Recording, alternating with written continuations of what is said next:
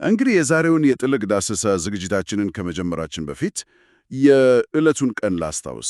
ዛሬ ረቡዕ ኤፕሪል 22 2026 ነው።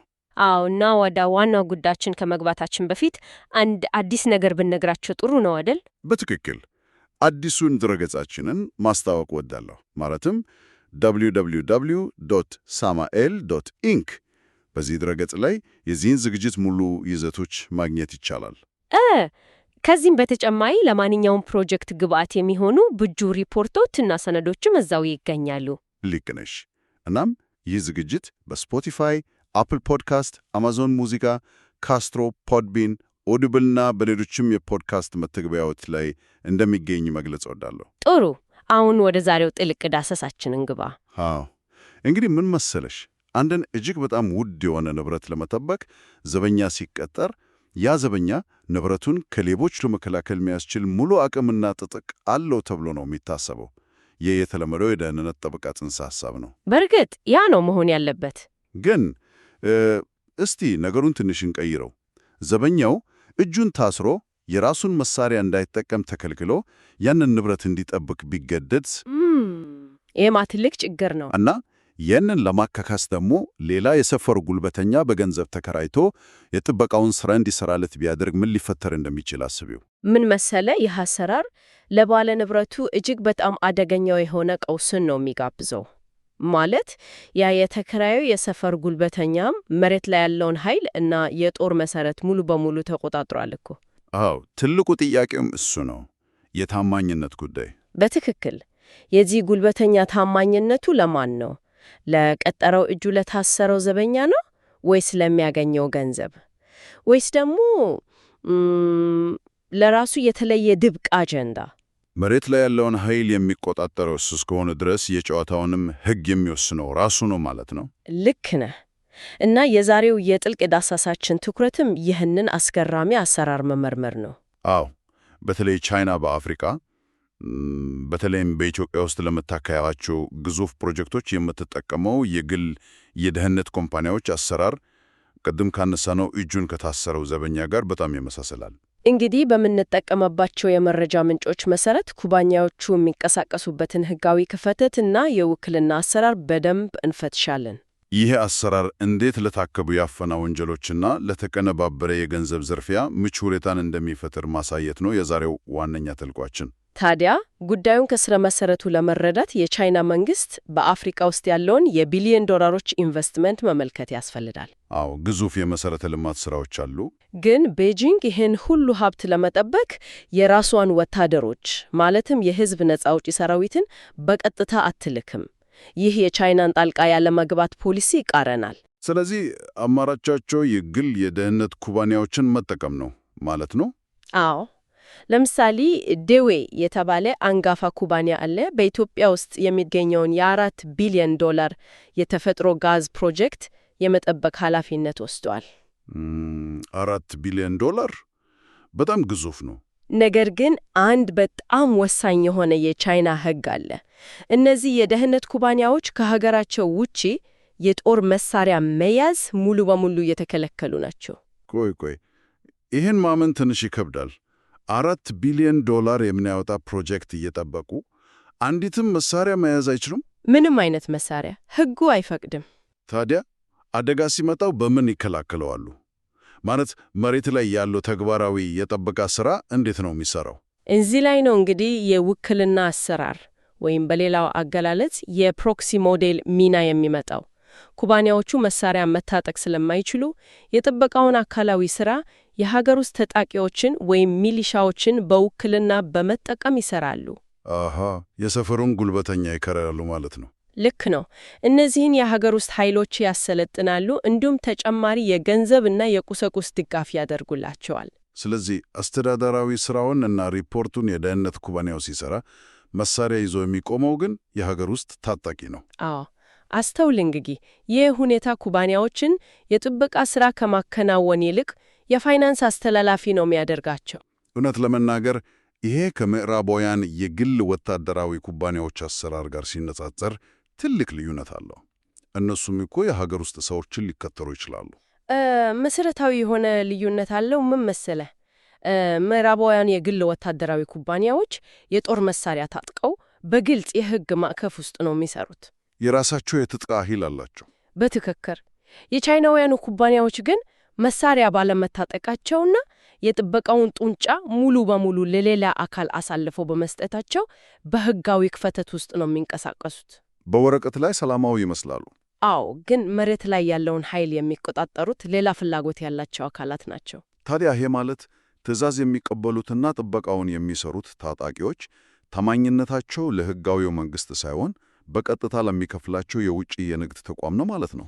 ወይም ደግሞ ለራሳቸው የገንዘብ ፍላጎት። አዎ፣ ወይም ለራሳቸው እና የደህንነት ጥበቃው ሙሉ በሙሉ በዚህ መልኩ ከተተወ ይሄ አሰራር እንዴት ወደ ወንጀል ሊቀየር እንደሚችል አንድ ሁኔታ ብንገምት ጥሩ ነው። እሺ፣ አንድ የታቀደ ያፈና ጥይንት እኔ ለምሳሌ ከፍተኛ ደረጃ ላይ ያለ የቻይና ኩባንያ ሥራ አስኪያጅ ከአዲስ አበባ ታፍኖ ወደ አንድ ሩቅ መጋዘን ተወሰደ እንበል።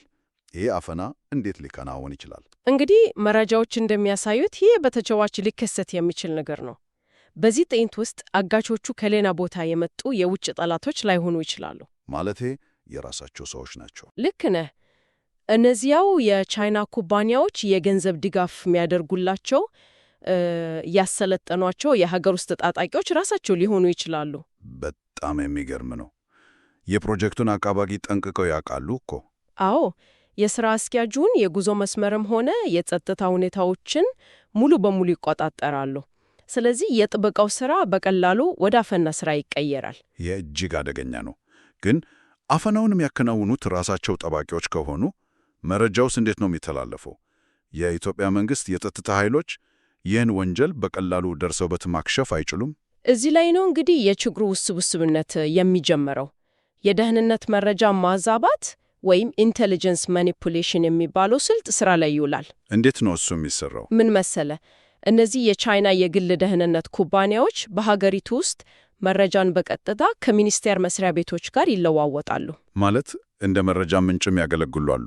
አዎ። ስለዚህ በኩባንያ ውስጥ ያሉ ሕገወጥ አካላት ወይም ከአፋኞቹ ጋር የተመሳተሩ ሰዎች ሆን ብለው የተሳሳተ የደህንነት ሪፖርት ለመንግስት ያቀርባሉ። ኦ፣ ማለት አጋቾቹ ታጋቹን ይዘው ወደ ደቡብ አቅጣጫ ከሄዱ ኩባንያው አጋቾቹ ወደ ሰሜን ተራሮች አምርተዋል የሚል የሐሰት መረጃ ይሰጣል ማለት ነው። በትክክል የመንግስት የጸጥታ ኃይሎች የተሳሳተ ፍለጋ ላይ እንዲጠመዱና አቅጣጫቸውን እንዲስቱ ያደርጋሉ። ትክክለኛው መረጃ ይደበቃል። አዎ፣ የመንግስት ኃይሎች የተሳሳተ ቦታ ሲፈልጉ አፋኞቹ በቂ ጊዜና ነጻነት ያገኛሉ ማለት ነው። እንግዲህ አፈናውን ያቀናበረው አካል ራሱ የደህንነት ሪፖርቱን የሚጽፍ ከሆነ ጨዋታው ከመጀመሩ በፊት አልቋል እኮ። በእርግጥ አልቋል። ግን እዚህ ላይ አንድ ትልቅ ጥያቄ ይነሳል። የቻይና መንግስት ይህን ሲሰማ ወታደራዊ እርምጃ አይወስድም? ዜጎቹ ሲታፈኑ ዝም ብሎ ይመለከታል እንዴ? የቻይና መንግስት የሚከተለው ስትራቴጂ የራሱ የሆነ የፖለቲካ ስሌት አለው። ቤጂንግ ወታደራዊ ጣልቃ ገብነትን አትፈልግም። ለምን? ምክንያቱም የጂኦፖለቲካዊ ከህደድ አካሄድን ትመርጣለች። ቻይና የጦር ኃይሏን ልካ ዓለም አቀፍ ትኩረት ከምትስብ ጉዳዩን በዝምታ ያካሳ ወይም የቤዛ ገንዘብ በመክፈል መፍታትን ነው የምትመርጠው። ፖለቲካዊ ኪሳራው ስለሚበዛ ነው ማለት ነው? አዎ፣ የገንዘብ ክፍያ ፈጽሞ ጉዳዩን ቶሎ መዝጋት ይቀላቸዋል። ግን ቤጂንግ የቤዛ ገንዘብ ለመክፈል ዝግጁ መሆኗን ካሳየች ይሄ እኮ ለታጣቂዎቹ እጅግ ትልቅ ማበረታቻ ነው። በትክክል ማበረታቻ ብቻ አይደለም፣ አፈናው ወደ አዋጅ የንግድ ሥራ ይቀየራል። ይህን ስናስብ የቻይና ኩባንያዎች ለደህንነት የሚመድቡት በጀት ምን ያህል እንደሆነ መገመት እንችላለን። አሃዞቹ ምን ያሳያሉ? ቁጥሮቹ እጅግ አስደንጋጭ ናቸው። ኩባንያዎቹ በዓለም ዙሪያ ለሚኖራቸው የደህንነት ጠበቃ በዓመት ከ20 ቢሊዮን ዶላር በላይ ያወጣሉ። 10 ቢሊዮን ዶላር በዓመት! ይሄ እኮ የብዙ ታዳጊ ሀገራት ሙሉ ዓመታዊ በጀት ነው። አዎ፣ እጅግ ግዙፍ የሆነ የገንዘብ ፍሰት ነው። ይሄ ገንዘብ ነው እንግዲህ የሕገ ወጥ አፈኞችን ዓይን የሚስበው። ታዲያ የታቀደ አፈና ሲከሰት ይህን ግዙፍ የደህንነት በጀት እንዴት ነው ወደ ራሳቸው ኪስ የሚያስገቡት? ማለት የገንዘብ ዝውውሩን ቤት ይከናወናል? ይህ የሚሰራው በጣም ረቂቅ በሆነ ስልጥን ነው። ሆን ተብሎ አቅምን ባለመጠቀም ይባላል። ማለት ነው እሱ? አፈናው ሲከሰት የማዳን ስራውን የሚሰሩት እነዚሁ የሀገር ውስጥ ታጣቂዎች ናቸው አይደል? አዎ። ነገር ግን ሆን ብለው የማዳን ስራውን ያቋትታሉ። በቂ ጥረት እንዳላደረጉ ያስመስላሉ። አፋኞቹ ያሉበትን ቦታ እንደማያውቁ መምሰል ወይም መሳሪያ አነሰን ማለት። ልክ ነህ።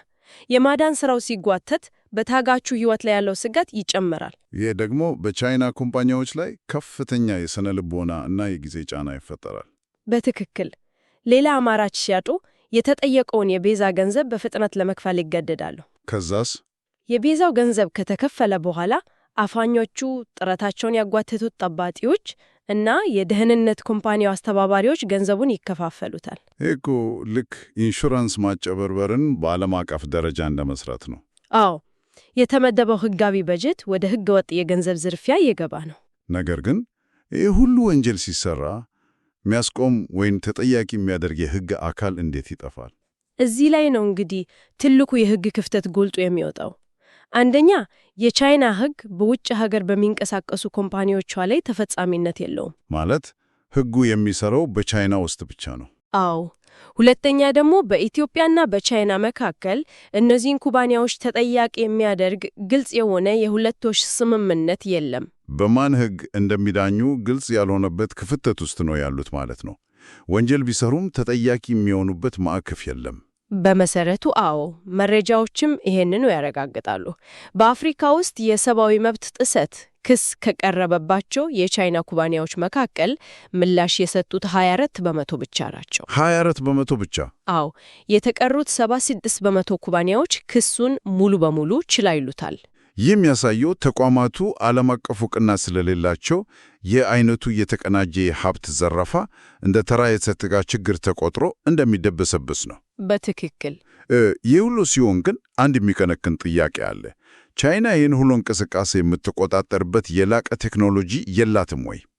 ማለቴ በአቅራቢያ በጅቡቲ ግዙፍ የጦር ሰፈር እንዳላት ይታወቃል። ልክ ነህ። በጅቡቲ የሚገኘው የቻይና የጦር ኃይል የድጋፍ ማዕከል ለምስራቅ አፍሪካ እንቅስቃሴዎች እንደ ዋነኛ የመረጃ ማዕከል ሆኖ ያገለግላል። ታዲያ የማዕከል የላቀ የክትትል ቴክኖሎጂ የለውም? አለው። ከፍተኛ ኃይል ያለው ተቋም ነው። ታዲያ እነዚህ የሀገር ውስጥ ታጣቂዎች ይህን ሁሉ ግዙፍ ቴክኖሎጂ እንዴት ሊያጣሉት ይችላሉ? ይህ እኮ ከፍተኛ ቴክኖሎጂ ያለውን ዘመናዊ የደህንነት ካሜራ አይነ ጥላ ጠብቆ በጀርባ እንደማለፍ ነው። የሳተላይት አይን እያለ እንዴት ነው ታጋች መደበቅ የሚችለው? አነጻጸር በጣም ትክክል ነው። ምን መሰለ፣ ታጣቂዎቹ የቴክኖሎጂውን ክፍተት የሚሞሉት የቋንቋና የባህል ትስስራቸውን በጥበብ በመጠቀም ነው። ማለት ቴክኖሎጂው ባህላዊ ምስጢሮችን ሊፈታ አይችልም? አዎ። የአገር ውስጥ ሚሊሻዎች አካባቢውንና ማህበረሰቡን ጠንቅቀው ያውቃሉ። መረጃን ቴክኖሎጂ በማይደርስበት መንገድ ማስተላለፍና መደበቅ ይችላሉ። የጅቡቲው ማዕከል ኃላፊዎች የጸጥታ ኃይሎቹን ደካማ አፈጻጸም ሲያዩ አይጠራጠሩም። የጸጥታ ኃይሎቹ ሆን ብለው የሚያሳዩት ደካማ አፈጻጸም ለውጭ ታዛቢ ሕጋዊና አሳማኝ ሆኖ እንዲታይ ተደርጎ ነው የሚሰራው። አቅም ስላነሳቸው እንጂ ፈልገው አይደለም ብሎ እንዲያምኑ ይደረጋል። ልክ ነው።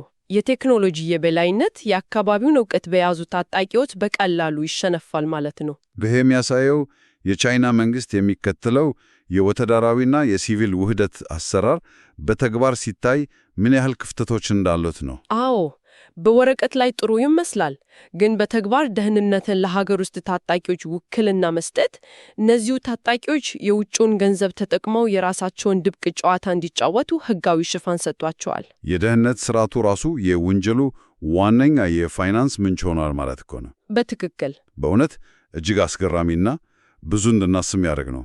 እስካሁን የተነጋገርነውን ጠቅላላ ስናደርገው የቻይና ኮምፓኒዎች እጃቸውን ከጦር መሳሪያ ንክኪ ነፃ ለማድረግ የሚጠቀሙት የውክልና ሞዴል በተቃራኒው እጅግ የከፋ አደጋ አምጥቷል። አዎ፣ መሳሪያ ባለመያዝ ሕጋዊ ለመምሰል ሲሞክሩ ለታቀዱ አፈናዎች እና ለሀብት ዝርፊያ ምቹ የሆነ ክፍተት ፈጥሯል። እጁን የታሰረው ዘበኛ ለጉልበተኛው የገቢ ምንጭ መፍጠሩ ብቻ ሳይሆን ራሱን የዝርፊያው ሰለባ አድርጓል። እና ይህ መረጃ ለአድማጮቻችን ለምን ይጠቅማል ብለን ስናስብ ምን መሰለህ፣ ይህ ጉዳይ ለዓለም አቀፍ ማህበረሰብ ትልቅ ትምህርት አለው። ታላላቅ ሀገራት የሚያደርጉት ኢንቨስትመንት ጥንቃቄ የጎደለው የደህንነት አሰራር ሲኖረው እንዴት አዲስ ህገወጥ የኢኮኖሚ ስርዓቶችን ሊፈጥር እንደሚችል ያሳያል። አዎ፣ የቱንም ያህል ገንዘብ ቢመደብ የተጠያቂነት ማዕቀፍ ከሌለ ገንዘቡ ተመልሶ ወንጀልን የሚያስፋፋ ነው የሚሆነው። ልክ ነህ። እንግዲህ ይህ እውነታ በመጨረሻም አንድ ከባድ ጥያቄ እንድናነሳ ያስገድደናል። ቢሊዮኖችን ለመጠበቅ የተዘረጋው የደህንነት ስርዓት በራሱ አፈናውን የሚያበረታታ ከሆነ የቻይናን ግዙፍ ቤልት ኤንድ ሮድ ፕሮጀክት ደህንነት በእርግጥ እየተቆጣጠረ ያለው ማን ነው? በጣም ጥሩ ጥያቄ ነው። ጉዳዩን ከላይ ሆነ በሳተላይት የምትከታተለው ቤጂንግ ናት ወይስ መሬት ላይ ያለውን ኃይል ተቆጣጥሮ የገንዘብ ሽታ ያነፈሰው የአገር ውስጥ ታጣቂ? ይህ እንግዲህ ሁላችንም ልናስብበት የሚገባ ትልቅ የጂኦፖለቲካ እንቆቅልሽ ነው። ለዛሬው የነበረን ጥልቅ ዳሰሳ ይህንን ይመስል ነበር።